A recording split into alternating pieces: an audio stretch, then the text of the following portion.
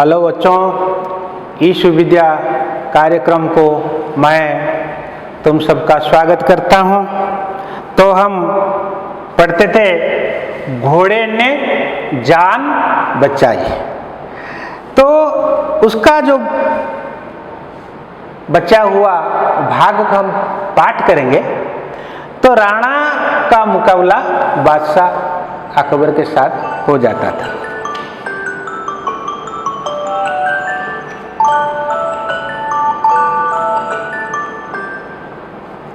Hello बच्चों, तो देखो, तो महाराणा प्रताप हल्दी घाटी की जो संकरी पहाड़ी गली रास्ता को उसको चुन लिया, क्योंकि ये लड़ाई के लिए उपयुक्त स्थान उनके लिए ये भी जान लिया है महाराणा प्रताप। तो देखो, घोड़ा भी तैयार है युद्ध करने के लिए, राणा भी तैयार है। तो देखो, अपनी मुट्ठी भर सैनिक लेकर राणा हल्दी घाटी में उतरे।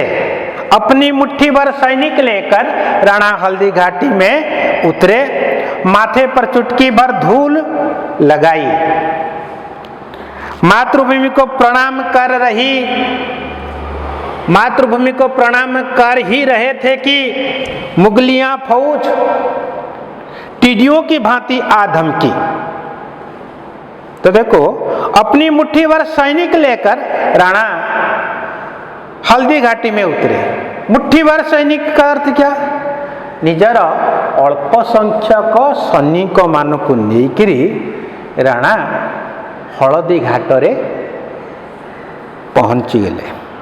माथे पर चुटकी भर धूल लगाई, मथारे टोपे धूली लगेले।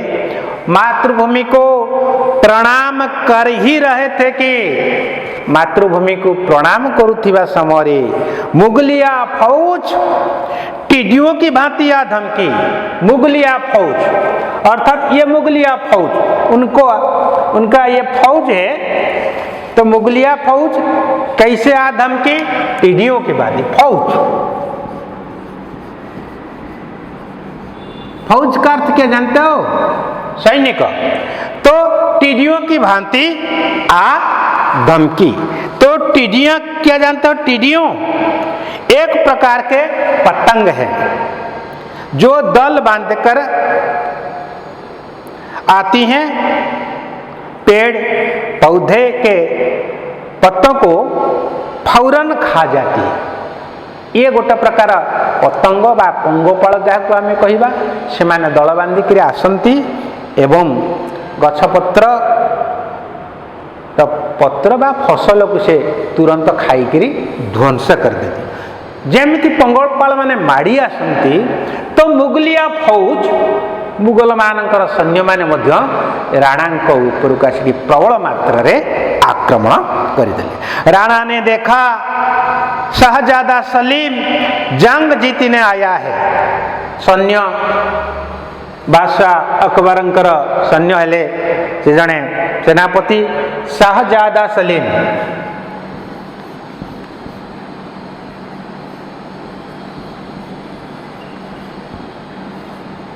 शहजादा सलीम ये लिखी दूची, देख ये लिखुच।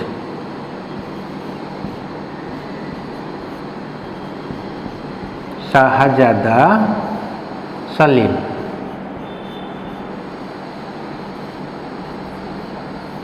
शहजादा सलीम तो जंग जीतने आया है।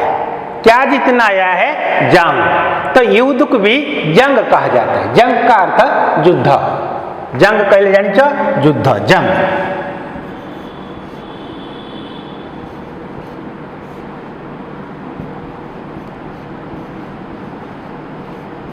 बुझिएला? समझ लिया ना? तो शहजादा सलीम जंग जीतने आया है। उन्होंने बड़ी फुर्ती से हमला किया। तो राणा बड़ी फुर्ती से उन पर हमला कर दिया। राणा तांको सहित आक्रमण कले एवं तांको फौज माने मध्य राणा के ऊपर बहुत आक्रमण कले। तो सलीम का जो सलीम है, शहजादा सलीम, उनका हाथी, ये हाथी के पर हाथी पर सवार होकर जंग को आया था, युद्ध क्षेत्र को आया था। तो सलीम का हाथी मारा गया, सलीम हाथी मृत्युवरण कला, लेकिन वह बच गया। कौन बच गया? सलीम बच गया। उसका हाथी मारा गया लेकिन सलीम बच गया। बच गया तो कण रक्षा पाईगला, सलीम हाथी मरीगला। तो युद्ध क्षेत्र में व जंग में किसी का हाथी मारा गया? सलीम का हाथी मारा गया। और कौन बच गया? सलीम बच गया। उसकी फौज राणा पर आंधी सी टूट पड़ी, प्रबल मात्रा रे तांका ऊपर आक्रमण कले। तांकर फौज माने महाराणा प्रताप ऊपर आंधी सी टूट पड़ी, इसका अर्थ है प्रबल मात्रा रे आक्रमण कले। प्रताप की तलवार मानो फसल काटने लगी। प्रताप युद्ध क्षेत्र एमिति अस्त्र चालना कले बा खंडा चालना कले सते जेंदी फसल काटा होची। बहुत सैन्य मानक से मारी चलिले, मुंड खाली गड़ेले। के? महाराणा प्रताप की फौज राणा, अच्छा उसकी देखो प्रताप की तलवार मान फसल काटने लगी। प्रतापंकर खंडा फसल काटिबा को लगिला। अनगिनित सैनिक मारे गए, अनगिनित, जिसको गिनती नहीं किया जा सकता है, अनगिनित, जोटा को गणी हम नहीं, अगणित सैनिक मृत्युवरण कले। अब मुगल ने राणा को घेर लिया। एबे मुगल माने कौन कले? राणा को चतुर्पार्श्व घेर। अब मुगल ने राणा को घेर लिया, कहले घेरी गले और उनके सिर पर मुकुट था। किसके सिर पर? सिर का अर्थ मस्तक, तो उनके सिर पर मुकुट था। तो राणा तो राजा है ना, सम्राट है ना, सम्राट युद्ध क्षेत्र के लिए को जब जाएंगे तो ये मुकुट पहन कर जाएंगे ना। तो उनके सिर पर मुकुट था। मुकुट को देख फौजी उन पर हमला करते थे। तो मुकुट को देखिकी सैनिक मान तांकु आक्रमण करुथिले। राणा अकेले पड़ गए, राणा एकुटिया पड़ी गले। उन पर कई चोटें आई, तांको ऊपर अनेक क्षत होइतला तांको देहरे, बा तांको ऊपर बहुत आघात आस्तिला। पर पीछे हटना हुए जानते ही नहीं थे, पछकू फेरी जीवा से जानी नथिले। क्योंकि ये वीर है तो ये वीर का धर्म होता है, ये शत्रु के साथ लड़ाई करेगा और शत्रु को मारेगा, नहीं तो शत्रु के हाथ से मरेगा। ये वीर का धर्म होता है।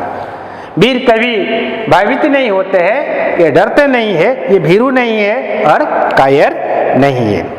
तो देखो बच्चों, फिर और दूसरा पारा को हम आलोचना करेंगे। दूर से झालावीर माना ने प्रताप की बुरी हालत देखी, बुरी हालत। तो दूर से झालावीर माना ये प्रताप के सैनिक है, तो ये भी देखा, बुरी हालत देखी। बुरी हालत ये स्त्रीलिंग है, इसलिए बुरी हालत देखी। वह उनकी तरफ झपटा से तांपाड़ को अग्रसर हेले, झपटा कहले अग्रसर हवा। जय महाराणा की जय आवाज गूंज उठी एवं आसिकी तांको आड़ को अग्रसर होकरी जय महाराणा जय कहले एवं तांकर शब्द रे पूरा प्रकंपित हो गला। माना ने पीछे से मुकुट छीनकर अपने सिर पर रखा। तो माना ने, महाराणा प्रताप तो मुकुट पहनते थे ना, उनका मुकुट को खोल दिया, पीछे से मुकुट छीनकर अपने सर पर रख दिया। ताले राजांकर मस्तक मुकुट को छड़ेकरी माना कौन कला, ता मुंड उपरे मुकुटटी को रखी देला। बोला, राणा आपके घाव गहरे हैं कहला। एवं माना कहले महाराणा प्रताप को जे आपणकर क्षत, घाव कहले क्षत बहुत गभीर अच्छी, गहरे हैं। मेरी बात मानिए, मेरी बात। तो बात भी स्त्रीलिंग है। मेरी बात हम कहेंगे, मेरी बात मानो, तो मेरी बात मानिए, वो कथा मानन्तु, अपनी जान बचाइए एवं आपणकर जीवन को बचान्तु, अपनी जान बचाए। आप रहेंगे तो हमारी लड़ाई चलती रहेगी। तो लड़ाई भी स्त्रीलिंग है बच्चों, लड़ाई स्त्रीलिंग चलती रहेगी, रहेगा नहीं होगा। तो आमे आपण जदि बंचिबे ताले आम युद्ध चाली थिबो। तो आप रहेंगे तो हमारी लड़ाई चलती रहेगी। अभी मैं इनके लिए काफी हूं, वर्तमान मु एमानंक पाई यथेष्ट अच्छी। तो बच्चों और कुछ प्रश्न के बारे में चर्चा करेंगे। तो देखो, लड़ाई में राणा का साथी कौन था? बोलो, लड़ाई में राणा का साथी कौन था? घोड़ा चेतक था। तो चेतक युद्ध के मैदान में क्या करता था? एन वक्त पर उछलता कि दुश्मन का वार खाली हो जाता था।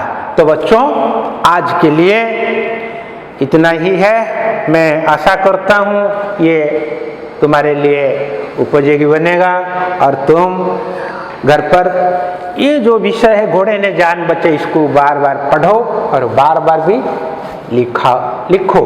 लिखने का अभ्यास करो तो तुम्हारा जो शब्द के साथ और वर्ण के साथ अच्छी तरह परिचित तुम हो जाओगे। तो धन्यवाद, आज यही मैं समाप्त करता हूँ।